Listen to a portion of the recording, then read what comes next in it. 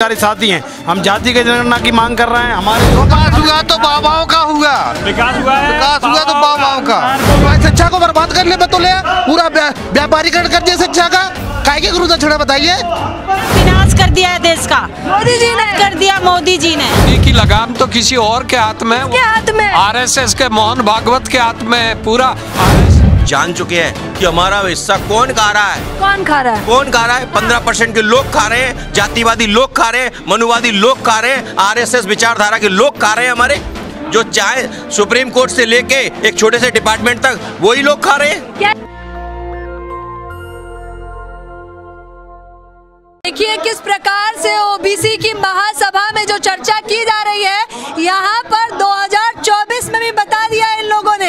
आप क्या कह रहे थे, बदलाव कर देंगे इस बार? देखिए, हम लोग लगातार 2018 से आंदोलन चलाना, पूरे हमारे मध्य प्रदेश से आंदोलन उठा है। भारत के 18 राज्यों में फैल चुका है। आज हम आपके दिल्ली में कॉन्स्टिट्यूशन क्लब में आए हैं। हमारे साथ तमाम क्रांतिकारी साथी हैं। हम जाति की जनगणना की मांग कर रहे हैं। हमारे जो बैकलॉग के 5 लाख मध्य प्रदेश के अंदर, वैसे भारत के अंदर कम से कम 25 लाख पद खाली पड़े हों, उनको भरने की हम लोग मांग कर रहे हैं। और कॉलेजियम सिस्टम से देश में 74 साल बाद जो भी मात्र 10% आबादी वाले सवर्ण लोग सिर्फ मजिस्ट्रेट बनते चले आ रहे हैं, उनके लिए हम लोग मांग कर रहे हैं। कहेंगे पीछे पड़ गए हैं आप स्वर्ण लोगों के?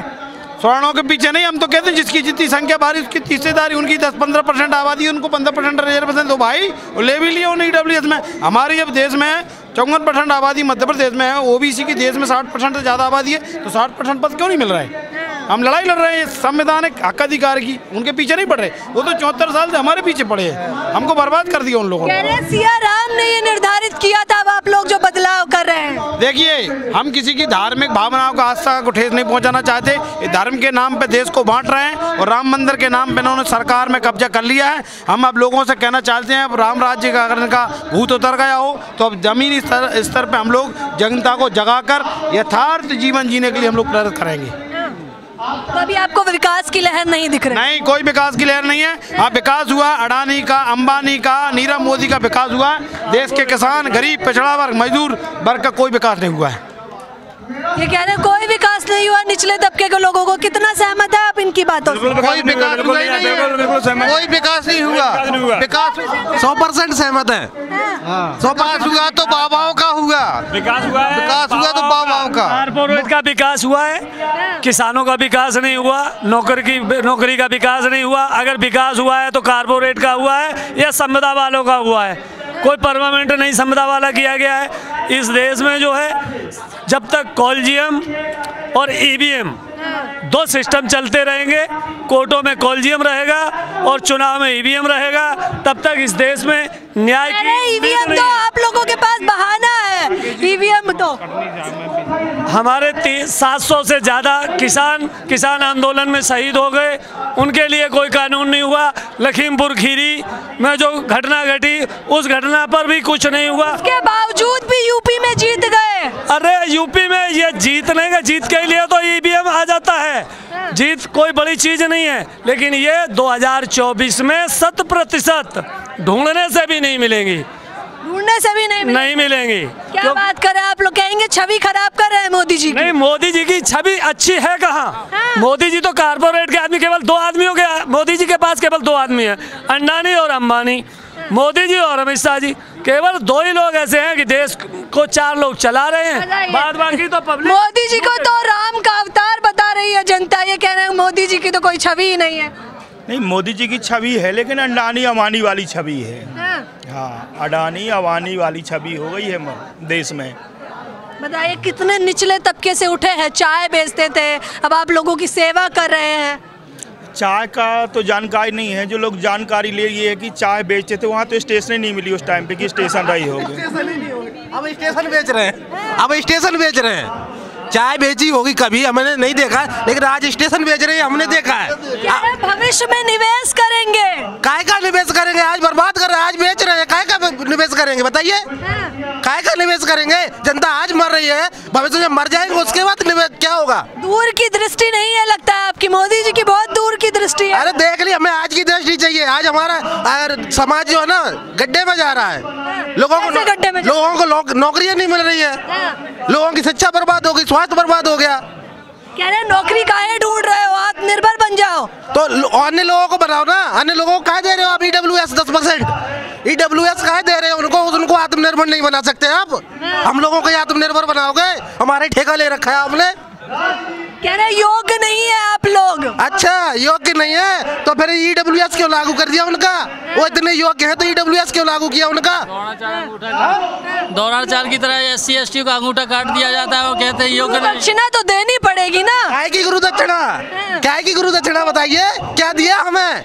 हमें स्कूलों तक घुसने नहीं दिया जाता। जब महात्मा फुले ने स्कूलों में जाने का रास्ता खोल दिया तो आज शिक्षा को बर्बाद करने पे तुले, पूरा व्यापारीकरण कर दिया शिक्षा का। काय की गुरु दक्षिणा बताइए? एकलव्य नहीं बनना चाहते मुझे। कैसा एकलव्य? कोई एकलव्य नहीं बनना। जो जिसने हमें कभी दिया ही नहीं उसे हम काय को गुरु माने? किस बात का गुरु? ब्राह्मणों ने कितना दिया, राम के वो लोग वंशज हैं। महात्मा फुले ने दिया, डॉक्टर अम्बेडकर ने दिया, पेरियार ने दिया, साहू जी महाराज ने दिया, छत्रपति शिवाजी महाराज ने दिया। तो मोदी जी क्या दिए हैं फिर? मोदी जी कुछ नहीं दिए, जुमला दिए। मोदी जी जुमला दिए हैं, जुमला दिए, बस जुमले के अलावा कुछ नहीं दिए। सिलेंडर कौन दिए? वो सिलेंडर अपने घर से लाए थे। नहीं सिलेंडर दिए ना, 2000 का कर दिया, 1500 का कर दिया। अभी मोदी जी का सिलेंडर है ना 1500 का। जब दूसरी सरकार थी 400 में आता था, इनकी सरकार में 1500 का आ रहा है। आमदनी 2 गुनी कर दिए हैं। अडानी जी की हमारी नहीं, अडानी जी की करी है आमदनी 2 गुनी। और देख लो पूरा भारत सरकार, नरेंद्र मोदी गुजरात लगा हुआ था अडानी को नंबर 1 बनाने में, बिजनेसमैन में, और वो पहुंच गए 7 नंबर पे। तो ये मोदी जी का सबसे बड़ा जो है बैक फेलियर हो गया आज। ये मोदी जी के विकास को ये जुमला बता रहे हैं। नहीं, जुमला नहीं है तो क्या है? जैसे आप 15 लाख आ जाते खाते में, 15 लाख आगे के खाते में, क्या जुमला नहीं है ये? खुद मोदी जी के लोगों ने बोला कि जो जुमलेबाजी है हमारी, ये तो हम वोट लेने के लिए बेवकूफ बनाते हैं। तो बेवकूफ बन काहे रहे हैं? तो समझ में आ रहा है ना हमारे, तभी तो बोल रहे हैं। समझ में आ रहा है ना हमारी। दाल रोटी चप्पल वाले को हवाई जहाज में बैठाएंगे, वो हवाई चप्पल भी नहीं छोड़ी, वो भी छीन लिया, हवाई चप्पल भी छीन लिया। के बदले पे जो है ना विनाश कर दिया है देश का, मोदी जी ने कर दिया। मोदी जी ने देखिए महिलाओं की सुरक्षा कितनी बढ़ा दी है। गहना लाद के घूमी है 12 बजे। हाँ, तो बोलते थे ना कि बेटी बचाओ बेटी पढ़ाओ। पता नहीं, मुझे तो ऐसा लगता है कि बोला कि बेटी बचाओ, बीजेपी वाले आ रहे हैं और मतलब बेटी बचा लो। बीजेपी वालों से बेटी बचा लो वरना खचेड़ के मार देंगे, 15-15 किलोमीटर खचेड़ के ले जाएंगे हम, ऐसा करके दिखाएंगे।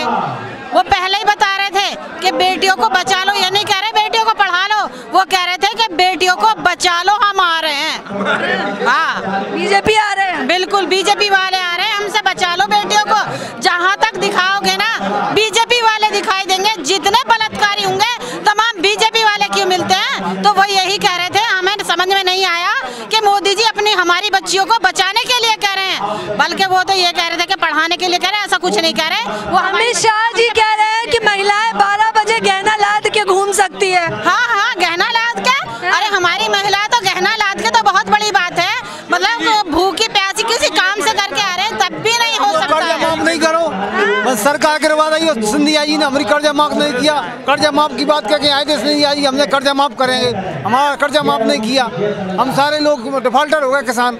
विपक्षी दल वाले हैं आप लोग? नहीं विपक्षी नहीं, हम तो भाई चाहते और भाई ये वोट दे थे, हमने सिंधिया है। भारत की जनता है, विपक्ष नहीं है। भारत में कोई विपक्ष नहीं है, केवल विरोधी हैं। ये ईवीएम से चुनी हुई सरकार है मोदी जी की, मशीन से, याद रखिएगा। मशीन से बनेगी बस। हाँ जी, 123 देश हैं पूरे विश्व में, 123 देश हैं जहाँ पे 122 में बैलेट पेपर से चुनाव होता है। केवल भारत है जहाँ मशीन से चुनाव होता है। बताइए, डबल इंजन की सरकार चल रही है कि नहीं चल रही है? डबल इंजन की सरकार नहीं है, सिर्फ 2 बिजनेसमैनों का सरकार है, एक अंबानी एक अडानी, बस और कुछ नहीं। और उनके 2 जो है सिर्फ गधे की तरह काम करने वाले 18 घंटों के 2 जो है मंत्री हैं, और कुछ नहीं है। जो भी सरकार है वो केवल 2 लोगों के लिए काम कर रही है, अडानी के लिए, अंबानी के लिए। बताइए, कह रहे 2 लोगों के लिए काम कर रही है। मोदी जी कह रहे हैं मैं तो सेवक हूँ, आप लोग राजा है। बिल्कुल सेवक है। हाँ, सेवा कर रहे हैं ना अच्छे से आप? बिल्कुल सेवा कर रहे हैं। वो तो ओबीसी का बहुत बड़ा चेहरा है। देश दुनिया में डंका बजाने वाला व्यक्ति अपने भारत में चुटकी नहीं बजा पा रहा है। अगर एक चुटकी भी बजा दे ना ऐसा तो ओबीसी की जाति का जनगणना हो जाए।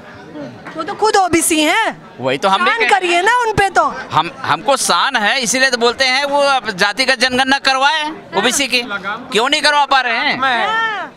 बोलिए, मोदी की लगाम तो किसी और के हाथ में, हाथ में आरएसएस के मोहन भागवत के हाथ में है। पूरा आरएसएस चला रहा है बीजेपी को। ये तो मुखौटा बना हुआ है पिछड़ों का, मुखौटा बने हुए। हाँ, और क्या? आवाज नहीं उठाई? नहीं, हमारी कहाँ पिछड़ों की आवाज उठाता तो ये झूठे फेक ओबीसी जिसने अपना 2011 में अपना कम्युनिटी का नाम जुड़वाया, तो जो ये ओरिजिनल ओबीसी है नहीं, और ये लोग केवल और केवल अंधविश्वास में देश को ढकेलने में। क्यों किया इन्होंने? वोट बैंक के लिए। हाँ, तो उनको पता है कि लोग अंधविश्वास में रहेंगे तो लोगों से पूछेंगे नहीं, शिक्षा की तरफ आकर्षित ही नहीं होंगे। आपको पता नहीं 2017 से 2020 तक नीट के अंदर में 20,000 बच्चे ओबीसी 20,000 ओबीसी एमबीबीएस सीट लेने से वंचित हुए हैं। केवल सुप्रीम कोर्ट का एक जो है ऑर्डर था, उसका मिस इंटरप्रिटेशन करने से। तो मोदी को यही मालूम नहीं है कि तक्षशिला कहाँ है और नालंदा क्या है।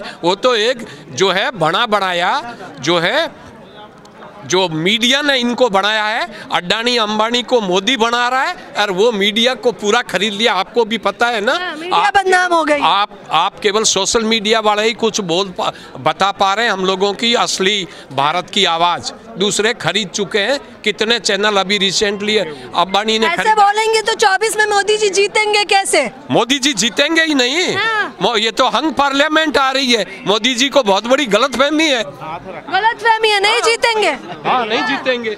बता रहे हैं, कह रहे हैं गलतफहमी है, जीतेंगे ही नहीं। वो पूरा गलत फहमी ही है। मोदी कहाँ चलेगा इस बार? नारा इस बार तो ओबीसी फैक्टर चलेगा। वो खुद ओबीसी के रह के अपने आप को ओबीसी कभी नहीं समझता। वो सिर्फ मोहन भागवत का तलवा चाटेगा और ओबीसी के लोगों को अपने बस में रख के वो सिर्फ नौकरी का झांसा दे के ही काम करेगा। चलिए हमारे छत्तीसगढ़ में आप देखिए, छत्तीसगढ़ में हमारा सिर्फ कांग्रेस का चलता है। वो भी ओबीसी फैक्टर कौन है? भूपेश बघेल जी। आज उनके हम लोग जड़ से पूरे उखाड़ के फेंक दिए हैं छत्तीसगढ़ में। तो ये जातिवाद तो कांग्रेस के समय में होता था। सुनिए, कांग्रेस के समय में नहीं, अभी हमारा जो महासभा आज हुआ है, ये महासभा के माध्यम से 24 में हम उनको उखाड़ के फेंक देंगे। यहाँ रहने भी उनको नहीं देंगे। ये हमारी पूरी गुस्सा किस बात का? गुस्सा नहीं है, जो नियम संविधान जो बनाया है उस संविधान के तहत वो भी चले और हम भी चले। ओबीसी जो जिसकी जितनी भागीदारी है वो उतनी हिस्सेदारी उसमें सब में बांट दें। हमारी गणना की बात आती है, जनगणना की क्यों नहीं करवाते? क्यों पीछे हटे हैं? वो करवा लग रहा है क्यों नहीं करवा रहे? अब आप सोचो, इसमें आप लोग जितने मीडिया वाले हैं, हमारे सभी मीडिया जो भी मीडिया हैं, आधा तो आप लोग उन्हीं के साथ में रहते हैं। आज बड़ी खुशी की बात है, कम से कम 150 से 200 मीडिया आज ओबीसी के आज कार्यक्रम में पहुंचे हैं। आप लोगों को धन्यवाद। कम से कम हमारी बात उन तक पहुंचाने का काम कर रहे हैं। वैसे वो हमारा काम नहीं करता, वो काटने का काम करता है, बात पहुँचाने का काम नहीं कर रहा है। आज वो खुद ओबीसी हो के अगर ये काम करता तो आज देश में जो राष्ट्रवाद का हंगामा चल रहा है ये नहीं चलता। कह रहे हैं जातिवाद तो कब का समाप्त हो गया, आप लोग अभी भी उसी को पकड़ कर बैठे। समाज में देखिए, समाज क्या होता है उनसे पूछिए। ये समाज है आज जो हुआ है, समाज में नीति नयन जो चलेगा, समाज की रीति नीति जो चलेगा, समाज आदि अंत तक के चलेगा। कोई उसके बस में नहीं है। समाज से राजनीति होता है। याद करिए, डॉक्टर रमन सिंह जब 15 साल से मुख्यमंत्री छत्तीसगढ़ में थे तो उनने जातिगत समीकरण को हटाने का कोशिश किया। उनने बैठक बुलाई, समस्त 126 जाति के लोग वहां गए और रमन सिंह को बोले कि जातिगत जनगणना समाज के में रहने दीजिए, आप उसको अपनी सरकार में मत लाइए। जाति की जो ताकत है, समाज की जो ताकत है, उनको दिखा दिया, उखाड़ के फेंक दिया 2 सीट में। ये मोदी का भी यही हाल होगा, जो आज साहू बन के ओबीसी बन के दुनिया को लूट रहा है। समझिए इस बार ये लूटा जाएगा खुद में। इस बार लूटी जाएंगे। ये आप बार बार जाति की बात कर रही हैं। ये हिंदुस्तान में एक ऐसा उल्लू का पेड़ है जो किसी देश में नहीं पाया जाता है। वो कौन सा है? जातिवाद का। इसमें जाति है, वो जातिवाद का जो पेड़ नहीं हटेगा तब तक ये चीजें चलती रहेंगी। और जाति है जो जाति ही नहीं। हाँ, ये बात सही है आपकी, लेकिन आरक्षण की बात का विरोध करते हैं। जब एक बात बताइए, जब आप जाति की बात करते हैं और जाति में जब संविधान में आरक्षण लिखा हुआ है, आप आरक्षण का विरोध करते हैं, तो जाति को ही खत्म कर दो ना, उस पेड़ को ही हटा दो, ना रहेगा बांस, ना बजेगी बांसुरी। हम लोग क्यों भेदभाव की बात करेंगे? अगर भेदभाव की बात आपने बनाया है, ऊंच नीच बनाई है जातियाँ, तो आरक्षण तो आपको देना ही पड़ेगा। जितना आरक्षण आप लोगों को मिल रहा है आप और उतना बढ़ते जा रहे हो, मांगते जा रहे हो। जितना लिखा है संविधान में हमें उतना ही चाहिए, उतना देने में ही उनकी छाती फट रही है। अगर वो उतना ही दे देना हमें कोई दिक्कत नहीं है, लेकिन जातिगत आधार पे आरक्षण अगर उनको करना चाहिए तो गिनती कराएं पहले हमारी, उसके बाद आरक्षण की बात आती है। 50% से ज़्यादा आरक्षण देने की उनकी वो बैन लगी हुई है वहाँ पे। तो जो आज तक के मोदी जी ने आज तक के सामने मीडिया के सामने आके क्यों नहीं बोला? उनके लोग जो चाटुकार हैं वो मीडिया में अपने बाइट देते हैं। आज तक मोदी को आपने देखा मीडिया के सामने बात करते? यही उनकी चाल है और जब तक ये चाल उनका चलता रहेगा। हमारा जो महासभा आज हुआ है, आप देखिए अगले तारीख में हम लोग मैदान में, हम लोग लाल मैदान में क्या करने वाले हैं और आप खुद में भी उतर जाएंगे। मैदान में पूरा उतरना ही है, उतर गए हैं। ओबीसी उनके खिलाफ में उतर गए हैं। तो जो वो मीडिया में बोलते हैं, आज तक देखिए, आज तक वो मीडिया में कभी बात नहीं करता। अभी बच्चों का प्रधानमंत्री वाला बच्चों का परसों चला, सभी स्कूलों में पूरा लाइव चल रहा था। आप उनके वर्ड को सुने। एक बच्चा उनसे सवाल पूछता है कि मैं माननीय प्रधानमंत्री जी, मैं आपसे ये पूछना चाहती हूँ, मुझे पढ़ाई में मन नहीं लगता और मैं बनना चाहती हूँ IAS। उनने जवाब क्या दिया? उनके जवाब को आप सर्च करिए, उसके बाद आप समझ जाएंगे कि राजनीति बता दीजिए जब क्या है। इतना आपको इसलिए बताना पड़ेगा क्योंकि आप ही लोग हैं जो देश के चैनल और देश के चलाने वाले हमारे अर्धस्तंभ आप लोग हैं, जो आज ओबीसी और आप लोग जो खुद काम कर रहे हैं ओबीसी के ही बच्चे हैं हमारे। लेकिन मोदी को देखिए किस तरह से मोहन भागवत के रंग में भंग मिल के कैसा देश के नाश कर रहा है वो। ऐसे प्रधानमंत्री तो हमको चाहिए ही नहीं। और रही बात तो खुद ओबीसी होके अगर हमारा हनन कर रहा है, हमारा अधिकार की लड़ाई में अगर वो साथ नहीं दे रहा है तो 2024 को आप लिख के ले लीजिए, वो यहाँ पे नहीं बैठ पाएंगे। हनन कर रहे हैं मोदी जी, पूरा हनन कर रहे हैं पूरा। मैं हनन पर बात नहीं करूंगा। आपने कहा आपको इतना आरक्षण दे दिया, उसके बाद भी संतुष्टि नहीं है। किस बात के आरक्षण हमको मिला है? दिखावा है हमारे लिए।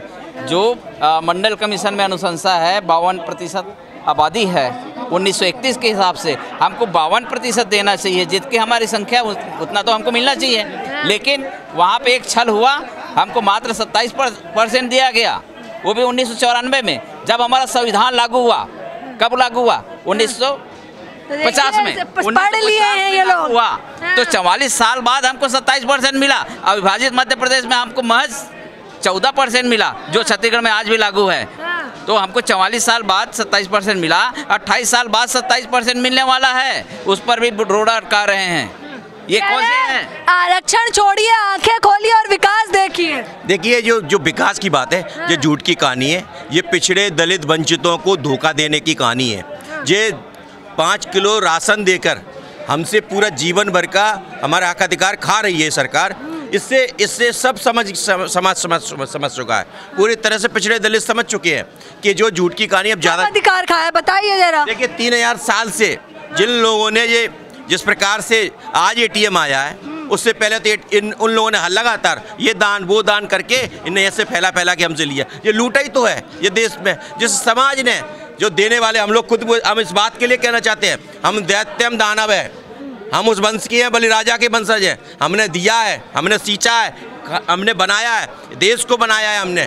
एक साधन ये देश में दिखाई दे रहे हैं, ये दलित पिछड़े वंचितों ने ही बनाया है। और जिस प्रकार से ये कह रहे सबका साथ सबका विकास, केवल 15% का विकास है और 85% का ना शर्मा। आरक्षण मांग के तो खाई खोद दिए आप लोग। देखिए ये खाई किसकी? अब पहले हम लोग सोए हुए थे, पट्टी आंखों पर बंधी हुई थी कि हम लोग अपने अधिकारों को जान नहीं पाए। लेकिन हमारे लोग नए जितने लोग जागरूक होते जा रहे हैं। कांसी राम जी ने एक नारा दिया था कि कांसी राम तेरी नेक कमाई, तूने सोती कौम जगाई। तो हम लोग जान चुके हैं कि हमारा हिस्सा कौन खा रहा है। 15% के लोग खा रहे हैं, जातिवादी लोग खा रहे हैं, मनुवादी लोग खा रहे हैं, RSS विचारधारा के लोग खा रहे हैं। हमारे जो चाहे सुप्रीम कोर्ट से लेके एक छोटे से डिपार्टमेंट तक वही लोग खा रहे हैं। कह रहे आप लोग योग्य नहीं है, कहाँ जाएंगे वहाँ तक? अरे योग्यता में तो देख लिए चंद्रगुप्त मौर्य से लेके एकलव्य जैसे लोग हम इतने बड़े योग्य हैं। हमने जिस बात के लिए हमने पुल बनाए, हमने इस यहाँ की इमारतें बनाई, हमने इस खेत कल्याण बनाए, हमने पूरी इमारतें बनाई। कह रहे पुल ही बनाते रहिए, इतिहास वो रच देंगे। अरे रचने का तो इतिहास हमारा पुराने इतिहास चंद्रगुप्त मौर्य का था वही इतिहास को हम लेके आएंगे, आज नहीं कल, कोई ज़्यादा दूर समय नहीं रह गया। ये इतना बड़ा जो प्रबुद्ध भारत, जो तथागत का दर्शन था, वो अब ज़्यादा दूर नहीं है। हम लोग सब जागृत हो चुके हैं इस बात के लिए। किसने किया जागरूक? देखिए, जागृत तो एक कांसी राम जी से लेके महात्मा फुले और तथागत गौतम बुद्ध से जितने भी संत गुरु आए, उन्होंने हमको जागृत किया। उनको पढ़ पढ़ के हम लोग जान चुके हैं। और मैं आपको कहना चाहता हूँ, देखिए जिस प्रकार से जो मनुवादी मीडिया है, जो गोदी मीडिया है, ये पूर्ण रूप से अपना जो उनका राजपाट खत्म होने वाला ना, उसको बचाने के लिए हम लोगों को एक पर्दे पर दिखाना कि हिंदू के नाम पर, मुस्लिम के नाम पर जो एक परत दे रहे हैं, वो अब पूरी तरह समझ चुका है समाज। अब हम लोग पूरी तरह से अपने हक अधिकार के लिए, जो बाबा साहब ने संवैधानिक अधिकार दिए, उसके लिए लड़ रहा है। ओबीसी महासभा के लोग भी लगातार हमारे साथ लड़ रहे हैं, लगातार लड़ रहे हैं। आप कह रही हो योग्यता की बात, तो जो बैकडोर से भरे जा रहे हैं उनकी कौन सी परीक्षा हो रही है? बैकडोर से तो भरे जा रहे हैं। जो 15 कलेक्टरों के ऊपर शासन करता है वो बैकडोर से आएगा, और जो कलेक्टर बनेगा वो इंटरव्यू दे के आएगा।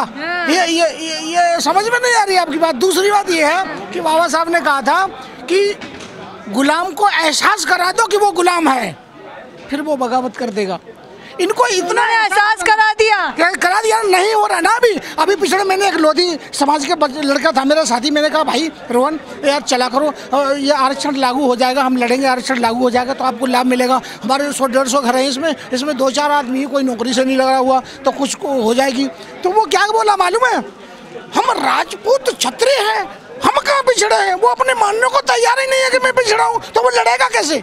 तो तब मैं कह रहा हूँ कि गुलाम को एहसास करा दो कि वो गुलाम है, फिर सोचेगा यार मुझे पता ही नहीं था मैं पिछड़ा हूँ। न तो वो एहसास कहाँ से होगा? मोदी जी तो सबको लेकर चल रहे हैं ना। मोहल्ले में गली गली जाएंगे, उनको पूछेंगे कि भाई तुम कौन से उसमें हो, अगर तुम मनु विश्ववर्ती को मानते हो तो तुम कौन से क्षत्रिय हो, ब्राह्मण हो, वैश्य हो, शूद्र हो?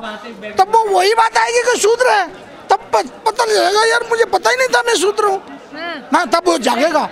जैसे नींद से जागता है ना, काशीराम जी ने बहुत समाज को झकझोरा और उन्हीं ने जगाया समाज को, वहीं से क्रांति चालू हुई। और अगर वो उस समय जग जाते ना, इनके दिमाग में जात बात जगे हैं या नहीं आप लोग?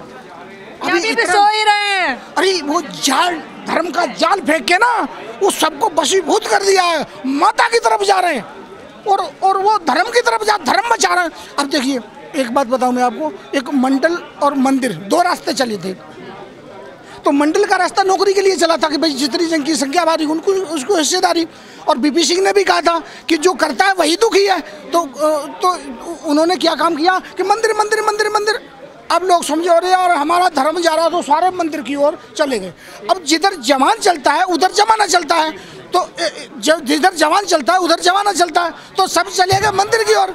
जब आप मंदिर की ओर चले गए तो अब नौकरी काय बात की मांग रहे हो? मंदिर में जाओ, घंटा बजाओ, वहाँ क्या भीख ही मांगोगे? अंदर जाएगा भगवान से भीख मांगेगा, और बाहर बैठा है वो खाने को क्या चढ़ा गया तो वहाँ भीख ही मांगेगा। नेशनल दस्तक की आपसे गुजारिश है कि अगर इसको बचाना चाहते हैं तो नेशनल दस्तक को सब्सक्राइब करने के लिए रेड कलर के सब्सक्राइब बटन को दबाएं, फिर बेल आइकन की घंटी दबाएं। नेशनल दस्तक को बचाने के लिए बहुत जरूरी है कि हर खबर को शेयर करें, लाइक करें, कमेंट जरूर करें।